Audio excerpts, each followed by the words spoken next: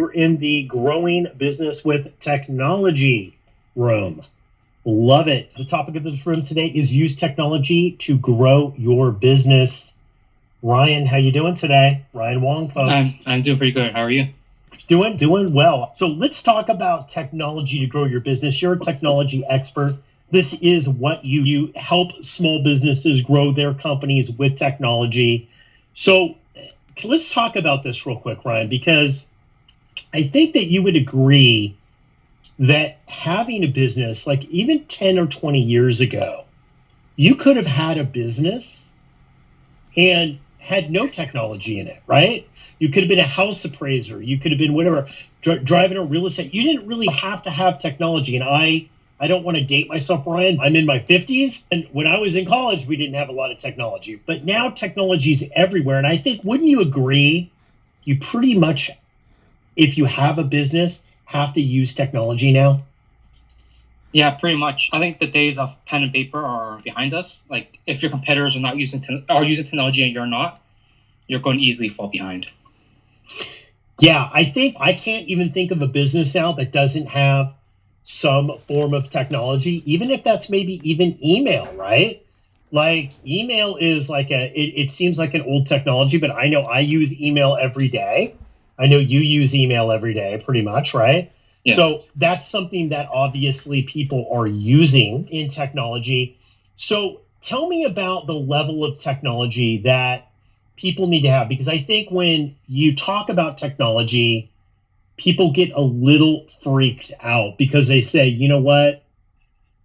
I'm a little like, technology is not my friend. I have a hard not enough time setting up my cell phone. How in the heck am I going to run my whole business using technology? It's not that hard, is it, to get started? There's certain out of the box things that you can do, and then you can scale up and maybe work with a developer such as yourself. Yeah, like the thing is, like a lot of technology, it's meant to be easy to use, right? I don't know if a kid's like really young, you give them an iPad, they know how to use it. You know, if a kid can learn it, someone who's a little bit older can learn it. They need time and patience to do it. That's it. And let's talk about the types of technology, Ryan, because there are all different types of technology. Like we talked about email. Where do you think things are going? I would say the last 10 years, it was email, and I do a tremendous amount of marketing. And if you were 3 years ago, people said SMS, text messaging. And I will tell you, most of my Black Friday campaigns have text messaging in it this year, right? Last year, about half of them. The year before that, a quarter. So it seems that technology is moving so fast. What do you think where we're at in 2023? What kind of technology do you think businesses are going to be using to scale? Yeah, one thing I've learned from like working with a lot of clients is there's several forms of communication people use in terms of marketing. One is like sending out email lists. Another one might be sending out SMS. Some might be doing content marketing with blogs. Some might be making video content. And basically, a lot of these methods are being overused by a lot of companies. So if you want your marketing to be more effective, you need to use newer technology that other people aren't using yet before they ruin it for everyone. For example, David, like, when's the last time you opened an email campaign from someone that you subscribe your email list to? Yeah, I do a little here and there, but it's less and less. Yeah. But how likely are you to answer a text message they get sent to you? 100%. Like, I answered a text message today because I received it and I thought, you know what? Oh, I got to open this because it's more intimate and more immediate. Exactly, right? Especially the US, I think SMS is very popular still. In other countries, it's not as popular. Like in Asia, they mostly use WhatsApp. So having WhatsApp marketing is way more important over there. So that's what we mean about you have to keep up with the times, because if you're still just sending emails, you might not get as a high conversion. But if you spend the same amount of money, but on the new technology, you'll probably get better results. Yeah, okay. So we talked about email, we talked about SMS. What else? Are apps the new thing? Because I know for me, most of the people that I talk to, it's download the app. Because it's a way to get best of both, right? You have push notifications. You can notify people within these apps. Are apps kind of the future of what we're going to see with small businesses? So I think apps has a positive and a negative to it. So Damon, if I was to tell you, hey Damon, go check out this website. If you don't know me personally, how likely are you to check out the website? Yes, exactly. You're Exactly. probably not very likely, right? Or No, like you not just very likely. brush it off. But if I tell you, oh Damon, go down this app, I think this will be good for you. You are more likely to give the app a try than to give a website a try. And if you ask most people, it'll be roughly the same trend. But the thing is, once they use your app once, if the app experience is really bad, they'll never use it again. So it's a chicken egg problem, right? But I think apps needs a little more commitment from the clients. And if your app has enough value, then they'll keep it around. If it doesn't have any value, they're going to delete it very fast. Okay, That's what I think. So obviously the pros with apps is that Apple and Google have somewhat okayed it, right? Whereas a website, you have to go in and determine that experience yourself. Whereas the app is already on a store, you're used to being able to get it. But I think you really mentioned something that's important here, Ryan, which is the quality of the technology experience, right? Like, so many people, like, there are apps that I use, Ryan, that are very basic, but they're really good at what they do, right? Whether that's a calendar app or some sort of process app that I use in my life, it might not have even been updated huge in the last year or so, but they like thought it out, right? Yes. They knew exactly what they wanted to do. Do you think that's really the differentiation? Is people that you really have to think it through? Yeah, so there are usually when people make apps, there's really three camps of people. There is the do-it-yourself crowd. So like someone will be like a student or something, and they learn a little programming, they launch a mini app out there. So usually those people, you can see it's very amateur. Like it just doesn't the colors don't look right. The user experience is really poor. Then you have some apps where like the people spend a little bit more money. They hire a professional developer to do it, but then they cheap out on design because they just don't want to spend so much money. And you can see those apps, they function a little bit better, but they didn't think it through. But it doesn't look as amateur as the DIY people. And then that's why, like, whenever I have clients, I always tell them, like, of all things, don't cheap out on design. Like a designer, their job is to make sure like all the colors look right, the logos look right, and like they have enough experience to know like how people would react using your app, right? Because if the app is not user friendly, people are just not going to use it. Yeah. No, I think that's it. It's a user friendly model, right? Like people have to, because people aren't in technology, right? They want to achieve some sort of goal. When they obviously download the app, they want to do something, achieve some sort of goal. So it has to be geared around that, not the expert that does the technology. So let me ask you this. Let's set this up, Ryan. I want to set this up about actually how to go about starting to get your business into technology, because this is where I think a lot of people get overwhelmed. They search the internet. They ask their niece and nephew. They are asking friends, okay, where do I begin? When you're looking at moving a company into technology that's really maybe pen and paper, right? Or they're using email or very basic stuff.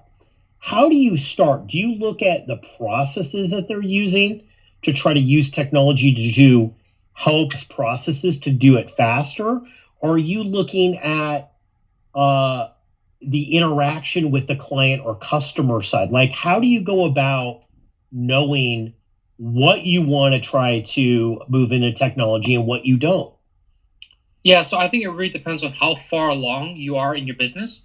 So if you're just starting out and you don't have that many employees, you probably want more technology on the sales and marketing side.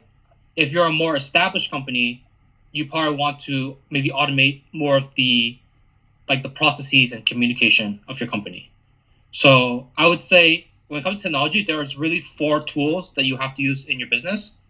Either it's some kind of communication technology, some form of automation of processes, some form of sales automation or tracking, and then marketing technology. So I would try to go for the lowest hanging fruit with the least impact on your business. And usually that's the process automation. I like that. Okay, so do you feel that also process automation is really what people are going to be focusing on in 2023? Yeah, so there's more and more tools coming out to help you do that. The days of just doing everything on Excel is behind us. There are tools that can connect things together. And like the best part about process automation is a lot of times you can replace a whole employee's job and save yourself like 40 grand a month, 40 grand a year that you would spend on someone. A good example of that is a lot of lawyers, they still have a secretary to answer the phones. Nowadays, there are scheduling software where basically you can just put a link on your website and people can book right into your calendar without having to talk to anyone, right? Yeah, love that. Love that. So how do you begin? I know when I've talked with you offline, outside of Clubhouse and outside the podcast and everything, you're really looking, when you're talking with clients, you're really looking at where the biggest time and money sucks are, right? Yeah. So like you talked about scheduling, do you really need that person to be able to do it? Now, look, the way the economy is right now, Ryan, the way that the speed of which things move, just onboarding a receptionist or a personal assistant to be able to do all this stuff, like to be able to answer the phone and train them and workman's comp and all this other stuff, it's really overwhelming when you could get a $50 app, right, that will basically do the same thing. Do you look at like more and more, do you think things are going to be automated with small businesses? Because I know even when I go down now to a gym or I want to book a hair appointment to get my haircut, they're pushing me to do the app. They're pushing me to book online. They don't want me to book face-to-face. Yeah, I think that's going to be more of a trend. I think, to be honest, a lot of those jobs, they didn't need to be there to begin with. If technology can do it, then people can go do other skills that are more impactful, right? But yeah, I think that is more of the future. Yeah, I agree with you on that. I think that it's already, the cow's already down the chute, as they say in the rodeo business, right? Yeah. It's already happening. What do you think some of the biggest mistakes people make, though, as small business owners in actually setting up technology for their business? Because here's a common argument that I know that I see a lot. Like I told a friend the other day, hey, you know what? You should automate that because you're doing a ton of data entry. And they're like, yeah, but I'm going to lose control over the process of it. Do you think that it's like people that don't have strong processes or can't get it out of their head? Like, where do you think the disconnect is? I think there's 3 parts. I think one is they feel overwhelmed. Like if they're not a technology guy, then they don't want, it's scary for them. The second one is maybe they've looked and no one does it exactly the way they want it. And then I would say the third one is like the pricing. So maybe they can say, hey, this thing costs $100 a month, but Excel is free. So in their mind, they're like, why would I pay an extra $1,200 a year? Yeah. I think it really comes down to education. Like a lot of the clients we talk to, like we build a lot of custom applications for clients. And a lot of times they tell me, hey, Ryan, I'm just frustrated. I try to connect this software to that software and this software, and then it just doesn't do what I need. And I think if a lot of times I just feel like people should just talk to a technology expert from day one, and like they would have all their answers instead of try to DIY and figure it out and spend tons of money trying. You know what? I'm with you on this, Ryan. And I think that I see as a trend, exactly in my own businesses, is that I have a lot of this out of the box software, right? That I'm using, that I'm trying to connect. And look, Zapier is great. I love Zapier. I like Make. I like these kind of things. It's fascinating to do 1 or 2 tasks. But ultimately, I want things to be able to integrate. And I think this brings me to my next question, Ryan. This whole idea of custom development as opposed to out of the box software, right? Yeah. That demarcation line. And you know exactly what I'm talking about, because this is your expertise, is taking these businesses and transforming them using this technology. Yes. Do you know the history? Do you know the history of how software got to this point like this? No, that's what I want to know, because it seems to me like when we talk about software, you go, don't use this, do this, right? So what is the history of that? So now you got to think back 20, 30 years ago or even older. Back in the day when CDs was a thing, what would happen if you want to buy software for a tax software? You had to go in and buy it actually in the store on a CD and set it up in your computer. Yes. Do you remember how much it cost back then? Like how much was it? It was super. Yeah. Like you would buy it like, I know I bought like a QuickBooks thing and it was several $100s. Yes. So back in the day, what the companies used to do, like they'd expect you to come and buy the next version the next year. Do you remember that? Oh, and I did. I bought that next version. And usually, how did you feel about it? Did you feel like the quality back then was better than a lot of the software nowadays? Like they do, like it's more full featured. Would you say? Yeah, some of the stuff was, but no, the speed in which to roll it out, you had to wait. Like people don't remember. You had to wait for the new QuickBooks to come out. Yes. So what happened was back in the day, companies had a lot of incentive to roll a new version every year, and if they didn't make any money, right? Yes. So they could charge higher dollar value, make a better quality product, and then they will make a lot of money that way. So then after a while, when the web rolled out, everyone said, hey, I can make a website. I can make updates on demand now. So now that everything's technically free on the internet, these companies are like, how do I make money? I can't sell a CD anymore. So this is where people start to create the whole idea of recurring revenue using, they call it the SaaS model, right? Where basically instead of charging full price for the software that it would take to make, we're going to split the cost into smaller chunks that people are willing to pay monthly, and they're renting the software now. They don't own anything. And that's how we came into having the SaaS model. But because it's a SaaS model, the company they make more money by not having more clients, but also since it's a SaaS model, it's easier to do now, right? So there's more competitors, so the prices drop severely. So a lot of these SaaS companies, they're really broke because they spent so much money on customer acquisition. They're either negative or they break even. So to these companies, a lot of them, they're just trying to survive. They're not really going to think about the customer, say, hey, we should add this new feature. Like, they don't care about each customer individually anymore, right? They just want this, how do I sell the next customer? Yeah. Versus back in the day, when you did custom software to a CD, they probably would listen to your impact some more because they know you'll buy a lot of CDs from them. And the revenue was more guaranteed. And they didn't have to spend that much money on marketing because they just say, hey, let's go to Best Buy or go to Future Shop back then. And then you can just buy from the store.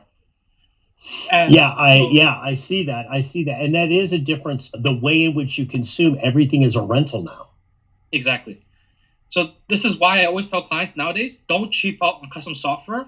At the end of the day, the software needs to work for you, right? You don't work you shouldn't bend yourself backwards because the software says it does. Just because you're paying a monthly fee. And if you do the math, if this automation is going to save you several $1,000s a month, in monthly expenses, what's wrong with you spending a few $1,000s once and it works exactly the way you want it? And you own the software. That is so right, because I will tell you this. I know as a small business owner, and I'm sure you hear this a lot, Ryan, that you can get to a place where you start to scale your business and you turn around and you're spending thousands of dollars a month on subscription fees trying to make all of this stuff work. You can't get it to work exactly how you want it, but you're still paying the money. But I think psychologically what happens as a business owner is you say custom app development, custom software development is just going to be too darn hard. Yeah. But I think a lot of times it's just they didn't find the right person. Custom software has been done for 50 or plus years. Even the people who are making the SaaS software is custom software, right? And I think people are a little bit short-sighted a lot of times. I've had clients even last week, right? So they came to us to quote a project for an app, and then someone else told them, hey, you can use this SaaS product and build the app for you. And he thought, wow, the price is so big of a difference, but it can't do everything he wanted, right? I think I hear this a lot from a lot of clients, and I think people need to be a little more educated on what the real math is in the end. Absolutely, because I think when you add it up, and this is what I started to do, I started to add up also the time to try to make all this stuff integrate together, right? This is a big thing. Even if it does integrate, the time. And then I start realizing that you need other software to manage all the software that you have. And it becomes so maddening. And I think one of the things that was great when I met you, Ryan, is that you had a good sense of, okay, look, really at the end of the day, you're saving money, right? At the end of the day, you're getting something exactly like you want. You're maybe cutting out that human component because if they could book online, or you don't need an admin or virtual assistant to be able to move all of these little pegs around exactly how you want the board, right? Then you're going to have time to focus on your business and do what you want to do. The technology is there to support your business. It isn't your business. Yes. Another way I would think about it is this. If you were to open a restaurant, Like, how likely are you to put down like $20,000 on a stove if you're running a restaurant? Yeah, so you have to have the stove, right? So you're either Yes. going to have to rent it, lease it, or you're going to want to buy it because it's an essential part of your business. Yes. And most of the time, software isn't even $20,000, but people don't even want to spend that on technology. And I find that very fascinating how a lot of companies, they're a little bit short-sighted on that part. You're right, but they'll buy a delivery van for $85,000 Exactly. because they feel it's essential. But the app in which the people book the delivery, they're using some sort of out-of-the-box system that they've duct taped together.